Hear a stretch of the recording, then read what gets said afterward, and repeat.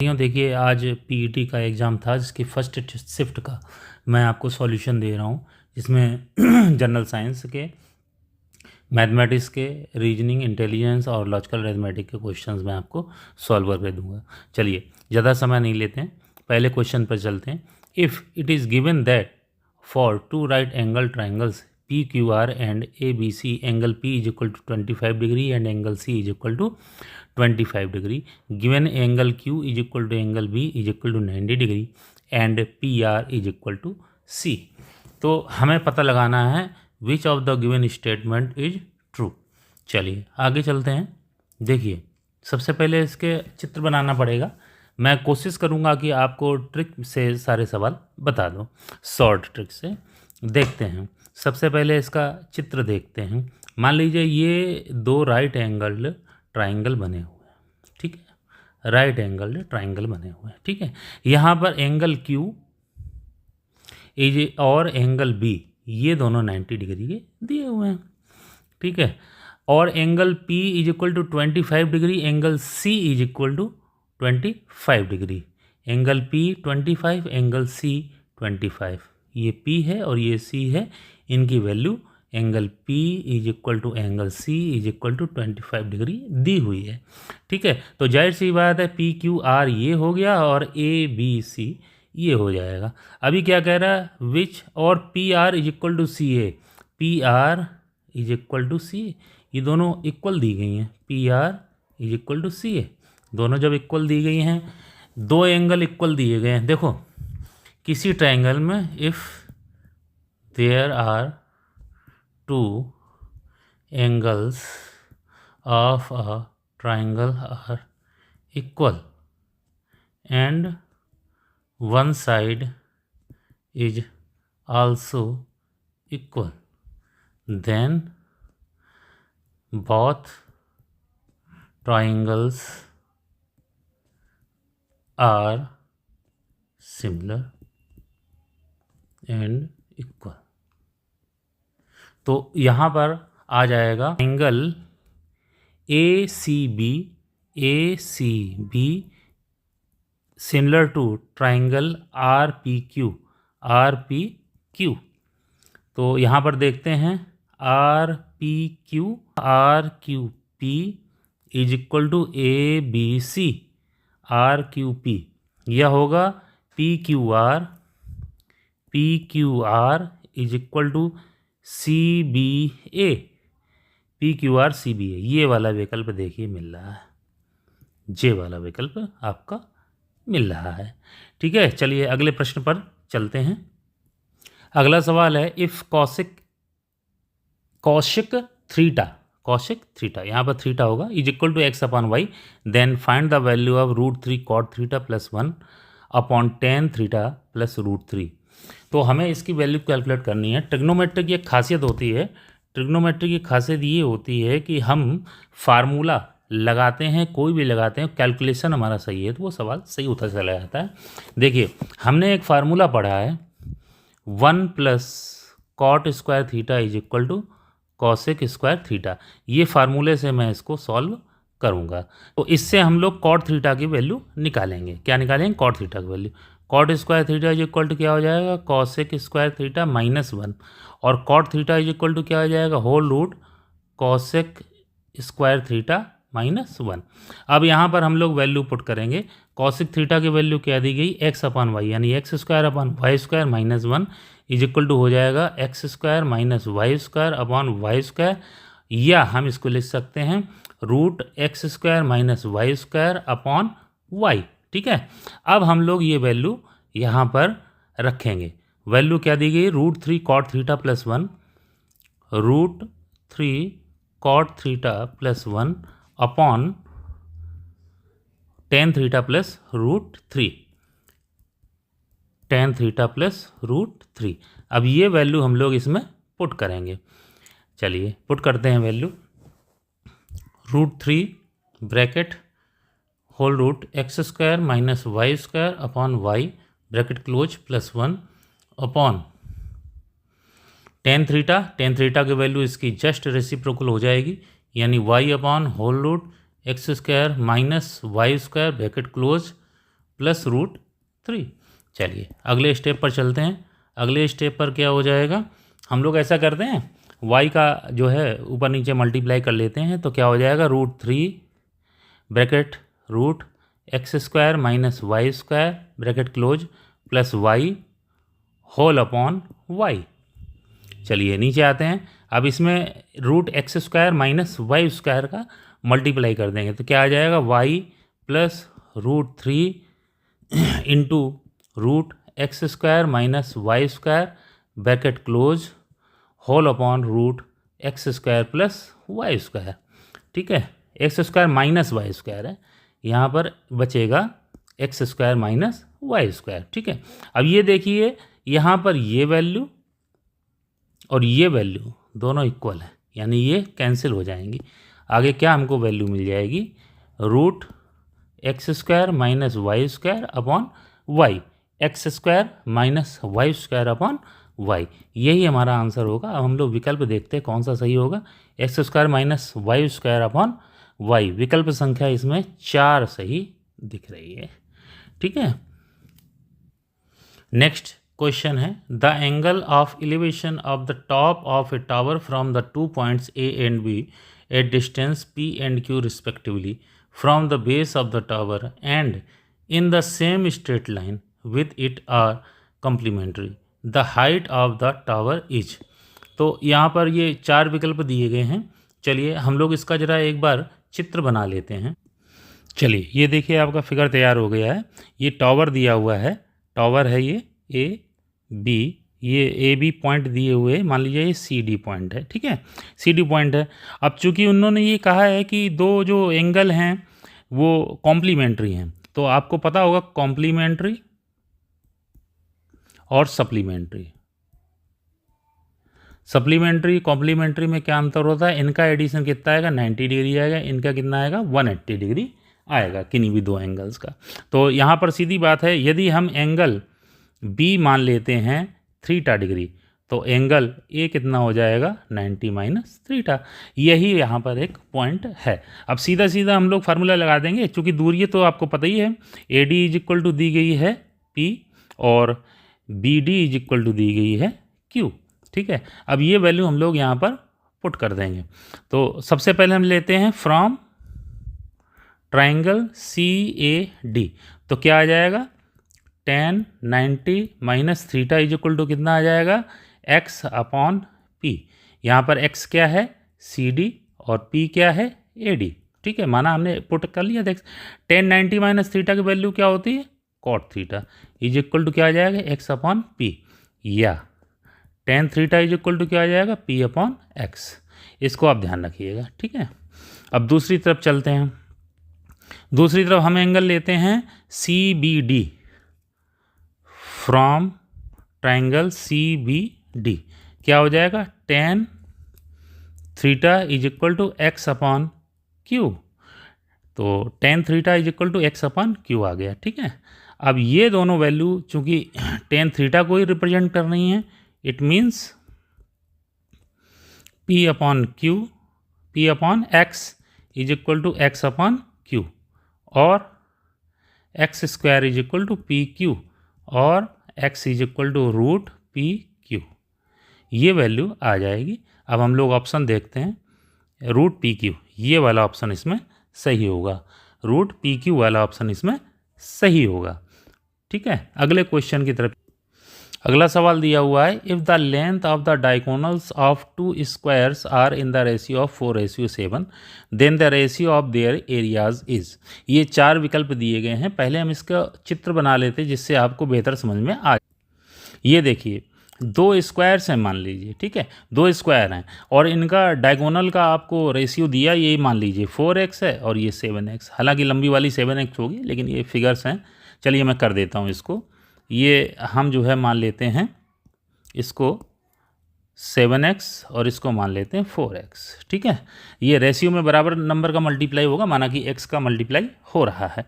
तो हमने Pythagoras theorem तो पढ़ी होगी, पाइथागोरस थ्योरम। ठीक है, तो वैसे तो इसकी ट्रिक होती है, यदि आपको डायगोनल्स दिए जाएं, ठीक है, डायगोनल्स दिए जाएं तो एरिया इज इक्वल टू क्या होगा, डायगोनल डायगोनल का होल स्क्वायर अपॉन 2। ये फार्मूला इसका होता है। अब चूंकि दोनों का हमें एरिया का कंपैरिजन करना है तो सीधा सीधा हम एरिया 1 और एरिया 2 कर लेते हैं। Area 1 upon area 2। तो एरिया 1 क्या हो जाएगा भाई?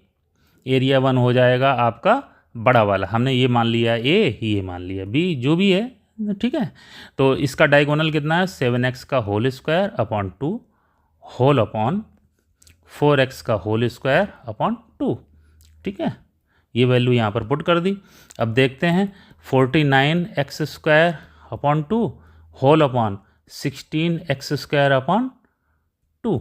2 कैंसिल हो गए, एक्स स्क्वायर कैंसिल हो गए, 49:16 आया।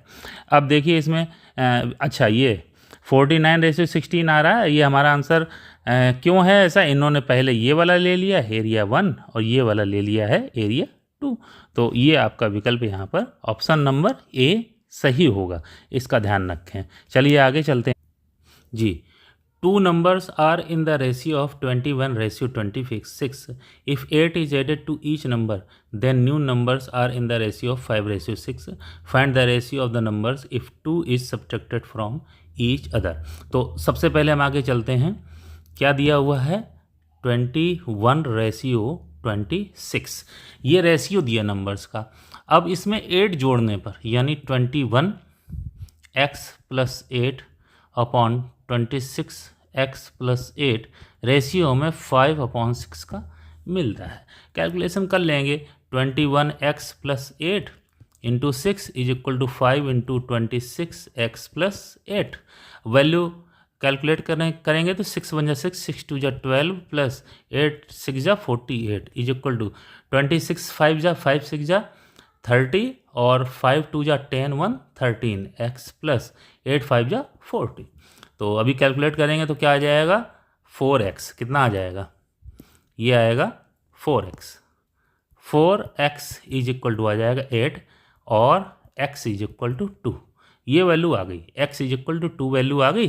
तो अब हम लोग देख लेंगे भाई, इससे आ जाओ।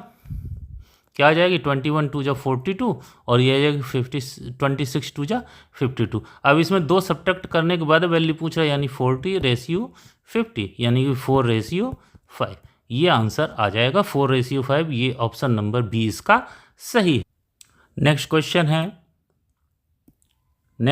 है a shopkeeper bought 6 articles for ₹5 and sold them at 4 articles for ₹6, then what is the gain %?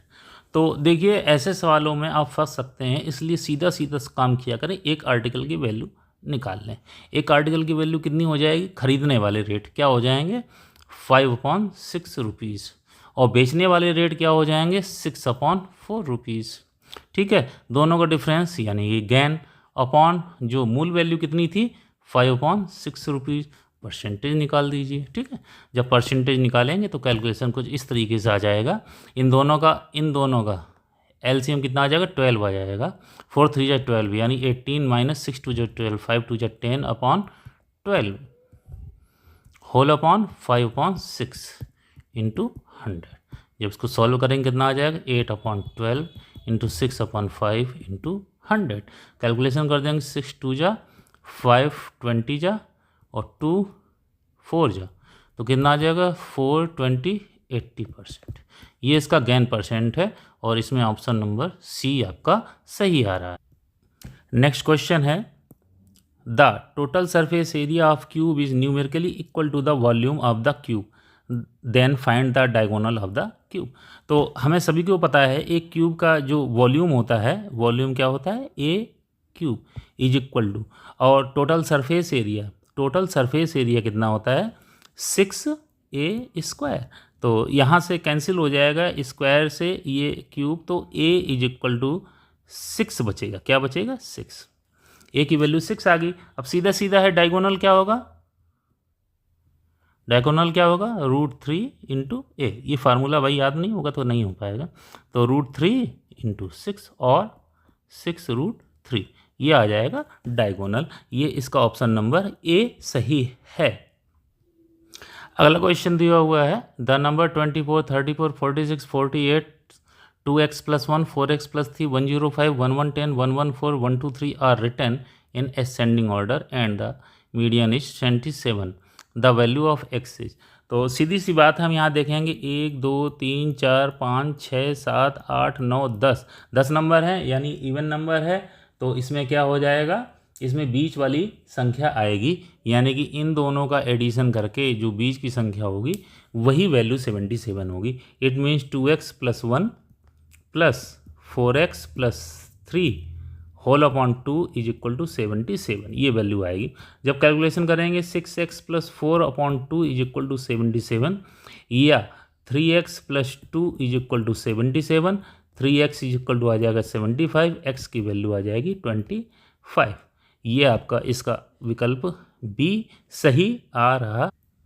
Next question है, there is 50% increase in an amount of money in 5 years एट simple interest, what will be the compound interest on ₹15,000 after 3 years at the same rate. तो देखिए इसको solve करने की मैं trick बता चुका हूँ, ट्रिक तो मैं हर अपने वीडियो में बताता रहता हूँ, लेकिन सिंपल इंटरेस्ट है, एलसीएम है, एचसीएफ है, रेशियो प्रोपोर्शन है, परसेंटेज, इन सब की मैंने ट्रिक बहुत स्पेशली बताई हुई है। अगर नहीं देखे हैं तो वीडियो देख लीजिएगा। तो भाई 5 years में 50% बढ़ता है तो 1 वर्ष में कितना बढ़ेगा, 10%। सीधा सीधा प्रश्न आ गया है 10%, यानी कि जो रेट ऑफ इंटरेस्ट है ROI है वो 10% एनएम है। अब क्या कहता है, अगर यही कंपाउंड लगे तो 15,000 रुपये का 3 वर्ष का। देखिए मैंने इसका आपको बताया था तरीका, 15,000 रुपये का 3 वर्ष का। तो पहले वर्ष इसका 10% कितना होगा, पहले वर्ष 10% इसका होगा 1,500 रुपये, दूसरे वर्ष 1,500 रुपये। तो ये होएगा ही, जितनी ऊपर संख्याएं होती हैं उन सभी का हमें 10% निकाल करके रखना है, प्लस कितना हो जाएगा 150 रुपये। और फिर ऊपर ये 3 संख्याएं आ गई हैं, इन तीनों का भी निकाल के रखना है। पहले तो 1,500 ये मूल हो गया, प्लस इस 1,500 का कितना हो जाएगा 150 रुपये, इस 1,500 का हो जाएगा 150 रुपये, इस 1,500 का हो जाएगा 150 रुपये, इस 150 रुपये का हो जाएगा 15 रुपये। बस सीधा जोड़ देंगे, ये हो जाएगा 4,500 रुपये, प्लस ये हो जाएगा 450 रुपया, प्लस 15 रुपया। तो जोड़ दीजिए 450 60 465, और ये आ जाएगा 4,965 रुपीज़। ये आपका ऑप्शन नंबर सी सही आ रहा है, ज़्यादा देर का सवाल नहीं है यदि आप ट्रिक से लगाते। अगला क्वेश्चन है, out of 2,000 employees in an office 52% are graduates, 60% of the employees are male and 50% of the employees are graduates, then how many female employees are graduates. देखिए सीधा सीधा सवाल है, 2,000 एम्प्लॉइज टोटल दिए हुए हैं जिनमें से 52% आर ग्रेजुएट्स। तो मैंने आपको बताया था यदि आप 1% और 10% किसी भी संख्या का निकाल लेते हैं तो आप कोई भी सवाल परसेंटेज को सॉल्व कर पाएंगे। तो इसका 2,000 रुपीज़ का 10% कितना होगा 200, ठीक है, और 1% कितना होगा आपका 20, ठीक है। तो 52% कितना हो जाएगा, इसका 5 और इसका 2, तो 1,000 प्लस 40 बराबर आ जाएगा 1,040 कैंडिडेट कितने हैं, ग्रेजुएट। कैसे हैं, ग्रेजुएट, ठीक है। अब ये ग्रेजुएट कैंडिडेट निकला है, अब वो कह रहा है 60% of the employees are male and 50% of the employees are graduates, ठीक है। तो मेल में से 50% यानी कितना बचा, ये 30% बचा। तो 30% निकाल लेंगे, कितना निकालेंगे 30%, किसका निकालेंगे 2,000 का। तो 2,000 का 30% कितना हो जाएगा 600, ठीक है। अब देख लो भाई टोटल ग्रेजुएट इतने थे, इसमें से ये मेल हैं तो फीमेल कितनी होंगी, माइनस कर देंगे, फीमेल निकल आएंगी 440 ग्रेजुएट्स, ठीक है। तो 440 आ जाएगा इसका आंसर। इतनी देर का सवाल। देखिए ये सवाल देखने में थोड़ा टफ लगेगा लेकिन बहुत सिंपल है। In the figure given below P Q R is a triangle, P Q R is parallel to P M, Q R is parallel to P M, ठीक है। If Q R is equal to P R, Q R is equal to P R, ये दोनों side equal दी गई हैं, ठीक है। ये दोनों साइड, ये और ये साइड इक्वल दी गई हैं। Then what is the value of R P M, R P M, R P M, ये एम दिया हुआ, इसकी वैल्यू ये पूछ रहा है, ठीक है।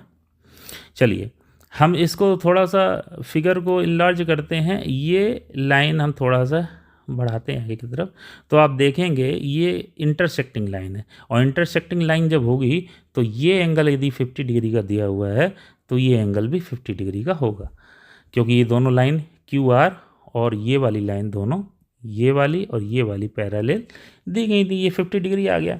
अब दूसरा इसमें फार्मूला क्या लगेगा भाई, ये दोनों साइड्स इक्वल दी गई हैं, जब both sides are equal then opposite angle should be also equal, तो ये 50 डिग्री है ये एंगल, तो ये एंगल भी 50 डिग्री हो जाएगा। ठीक है, जब ये एंगल 50 डिग्री हो जाएगा तो इन दोनों को जोड़ करके हम 180 से माइनस कर देंगे, -50 + 50 is equal to 180 - 100 is equal to 80 degree. इतनी देर का सवाल था, देखो इसमें ऑप्शन नंबर ए सही आ रहा। नेक्स्ट क्वेश्चन है the value of log 27/9 log 9/27 etch, तो हमें ये वैल्यू कैलकुलेट करनी है। ठीक है, चलिए वैल्यू कैलकुलेट करते हैं भाई। सीधी सी बात है, आपको इस सवाल को करने के पहले कॉन्सेप्ट समझना पड़ेगा। हमें पता है log 10/10 इज इक्वल टू 1 होता है, इसको हम कैसे लिख सकते हैं 10⁻1 इज इक्वल टू 10, यानी कि इस पर पावर ये लगती है। इसी तरीके से हमें पता है log 100/10 इज इक्वल टू 2, तो इसको हम कैसे लिख सकते हैं, इसकी पावर ये होगी, यानी 10⁻2 इज इक्वल टू 100। तो हमने अगर log 27/9 को x मान लिया तो 9⁻x इज इक्वल टू 27 हो जाएगा, यानी 3⁻2x इज इक्वल टू 3⁻3 हो जाएगा। It means 2x is equal to 3 और x इज इक्वल टू 3/2 हो जाएगा। ठीक है, इसी तरीके से यदि हमने इसको मान लिया log 9/27 is equal to y, तो 27y इज इक्वल टू हो जाएगा 9, यानी 3⁻3y इज इक्वल टू 3⁻2 हो जाएगा। बेस इक्वल हो गया, इसका मतलब 3y इज इक्वल टू 2, तो y इज इक्वल टू कितना आ जाएगा 2/3। अब पूछ क्या रहा है, इसकी वैल्यू हमने x मानी थी, इसकी वैल्यू y मानी थी, it means x plus y हमें निकालना है। 3/2 + 2/3 इज इक्वल टू, जो कैलकुलेशन करेंगे 3 3 जा 9, 2 2 जा 4, 9 और 4 कितना आ जाएगा 13/3 2 जा 6। देखो इसमें ऑप्शन ये पहला ही सही निकल रहा है। चलिए अब साइंस के क्वेश्चन पर चलते हैं। A ray of light is incident on a plane mirror normal to its surface, the angle of incidence and the angle of reflection are. तो देखिए ये प्रैक्टिकल भी होता है, 10th लेवल पर ही हो जाता है, ये प्रैक्टिकल है। ये देखिए ये रे ऑफ इंसिडेंस है और ये ऑफ रिफ्लेक्शन है, ये आई और ये गई और ये इसका है नॉर्मल। ठीक है, और ये है आपका मिरर, समतल दर्पण जिसे बोलते हैं। तो जब वो कह रहा है on the plane mirror normal, तो वो नॉर्मल पर ही टकराई है। ये एंगल यहाँ पर angle of incidence is equal to angle of reflection ये होता है, यानी I is equal to R, ये फार्मूला होता है। Angle I is equal to angle R, ये जो है आपका प्लेन मिरर के लिए फार्मूला होता है। अभी यहाँ पर क्या कह रहा है वो कि वो नॉर्मल पर ही जो है लैंड हुई है। ठीक है, तो जब नॉर्मल पर ही लैंड हुई तो जैसी आई और वैसी ही चली गई। ठीक है, जैसी आई वैसी ही चली गई, तो एंगल जो बनेगा वो एंगल क्या बनेगा भाई, 0 डिग्री 0 डिग्री रिस्पेक्टिवली बनेगा। कोई एंगल तो बना ही नहीं है ना। तो यहाँ पर ऑप्शन नंबर सी इसका सही होगा। हालांकि डाउट हो सकता है 90 डिग्री 90 डिग्री पर, 90 डिग्री और 90 डिग्री पर, लेकिन एंगल रिफ्लेक्शन और उससे जोड़ा जाएगा इंसिडेंस से, तो जिस लाइन से आया उसी लाइन से चला गया, इट मीन्स यहाँ पर 0 डिग्री ही काउंट होगा। ठीक है, अगले सवाल पर चलते हैं। नेक्स्ट क्वेश्चन है a coil of wire has an area of 600 centimetre square, ये यूनिट पर हमेशा ध्यान रखा करें, and has 500 turns. If it carries 1.5 ampere current, it's magnetic dipole movement is. तो भाई इसमें आपको थोड़ा फार्मूला बेस चलना पड़ेगा। मैग्नेटिक डाइपोल मूवमेंट यहाँ पर म्यू द्वारा डिनोट करते हैं, mu is equal to I, जहाँ ये एम्पियर में होगा, ए फॉर एरिया होगा, A M ampere metre square.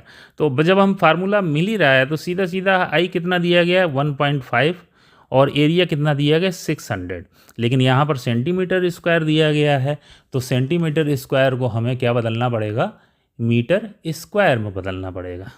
तो इसमें हम लोग मीटर स्क्वायर के लिए 10,000 से डिवाइड कर देंगे। और एक और बात है, यहाँ पर 500 राउंड्स हैं तो 500 का मल्टीप्लाई हो जाएगा। कैलकुलेशन कर लेंगे, 1 2 3 4, 1 2 3 4, ठीक है। तो मल्टीप्लाई कर देते, 1.5 इंटू 30, यहाँ आ जाएगा 450 is equal to 45 ampere metre square. ये देखिए आपका ऑप्शन नंबर सी इसमें से सही आ रहा। कोई ज़्यादा टफ। नेक्स्ट क्वेश्चन दिया हुआ है, choose the box that is similar to the box found from the given sheet or paper. तो यहाँ पर ये देखने वाली बात है कि ये वाला सिरा टॉप पर रहेगा, ठीक है, ये वाला सिरा राइट में रहेगा और ये वाला सिरा आपके फ्रंट पर रहेगा। तो ये तीनों बिल्कुल अगल बगल हैं और यहाँ पर ये तीनों दिए हुए हैं। इसका मतलब यहाँ पर ऑप्शन डी। इसमें आपने डाइस का यदि चैप्टर नहीं पढ़ा है तो डाइस आपको रीजनिंग में तैयार करना पड़ेगा। इसमें ऑप्शन नंबर डी सही आ रहा। चलिए अगले क्वेश्चन पर चलते हैं। दिया हुआ है, when the minute hand covers a distance of 1 hour 25 minutes then what is the angular distance covered by it. तो देखिए इसमें एक इसका जरा चित्र बना लेते हैं। तो देखिए ये, चलिए ये मान लीजिए घड़ी है, ठीक है। अब जब ये घड़ी दी गई है तो घड़ी में एक राउंड, 1 राउंड, ठीक है, ये 360 डिग्री का होता है, ये सबको पता है, ठीक है। और 1 घंटे में ये घूमती है मिनट की सुई। अब यहाँ पर कितना होता है 12, यहाँ पर कितना होता है 6, यहाँ पर 3 होता है, यहाँ पर 1, यहाँ पर 2, यहाँ पर 4 और यहाँ पर 5, और ये 5 पर होता है 25 मिनट, ठीक है। 5 पर होता है 25 मिनट। ये यहाँ से हमें निकालनी है ये। तो एक डिस्टेंस में ये कितने डिग्री का कोण कवर करता है, बताइए कितने डिग्री का कोण कवर करता है। देखिए ये टोटल कितना है 180 डिग्री है, कितना है 180 डिग्री। और टुकड़े कितने 1 2 3 4 5 6, तो 180 डिग्री के 6 टुकड़े हो जाएंगे यानी 30 डिग्री। 5 मिनट में 30 डिग्री करता है, ठीक है। तो 25 मिनट में कितना करेगा, तो 30 into 5 is equal to 150 degree cover करेगा, ठीक है। तो 360 में 150 जोड़ दीजिए, एक राउंड तो पूरा था उसका, 1 घंटा और 25 मिनट, तो कितना आ जाएगा 510 डिग्री का कोण ये घूम जाएगा। कितने डिग्री कोण घूम जाएगा 500। अगला क्वेश्चन है, some girls are standing in queue if Kavita is 11th from the left and Babita who is 9th from the right and interchange their position, Kavita becomes 15 from the left and how many girls are there in the queue। तो देखिए इसमें कुछ नहीं करना, ज़्यादा बड़ा दिमाग लगाना नहीं है, बहुत सिंपल क्वेश्चन दिया हुआ है। देखिए यहाँ पर मान लीजिए क्या दिया हुआ है, Kavita is 11th from the left. तो लेफ्ट ये है और राइट ये है, ठीक है। लेफ्ट से 11th नंबर पर है कविता, कविता है 11th पोजीशन पर, ठीक है। अभी क्या कह रहा है, Babita 9th from the right, Babita right से 9th पोजीशन पर है बबीता, ठीक है। अब क्या कह रहा है, इंटरचेंज देयर पोजीशन, इन्होंने पोजीशन बदल लिया, यानी कविता यहाँ आ गई और बबीता यहाँ आ गई। अब क्या कह रहा है, कविता बिकम्स 15 फ्रॉम द लेंथ, ये अब 15 पर पहुँच गई है। तो सीधा सीधा इसमें से एक नंबर कम कर देंगे, या तो आप इसको 8 कर दीजिए या तो इसको आप 14 कर दीजिए, कुल मिलाकर के एक को कम करना है। तो हम इसको जो है 14 कर लेते हैं, तो कितना आ जाएगा 14 + 9 इज इक्वल टू 23। तो टोटल लाइन में कितने कैंडिडेट्स हैं, 23 गर्ल्स हैं। इतना सिंपल सवाल है, ज़्यादा। देखिए वही सवाल आ गया है, दिया हुआ है, some students are standing in a row facing in same direction if the position of John from left is 32 and from right is 15, then how many students are there in the row. सीधा है, वही सवाल दिया हुआ है, थोड़ा सा भाषा बदल दी है, कॉपी पेस्ट बोल सकते हैं इस सवाल को, है संख्याएं बदली हुई हैं। देखिए ये लेफ़्ट हो गया और ये राइट हो गया। लेफ़्ट से जॉन किस पोजीशन पर है, लेफ़्ट से जॉन है 32 पोजीशन पर। जॉन कितनी पोजीशन पर है, 32 पोजीशन पर।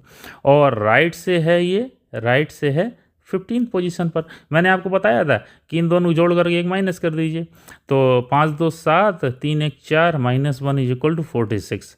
तो टोटल जो है यहाँ पर 46 स्टूडेंट्स इन द रो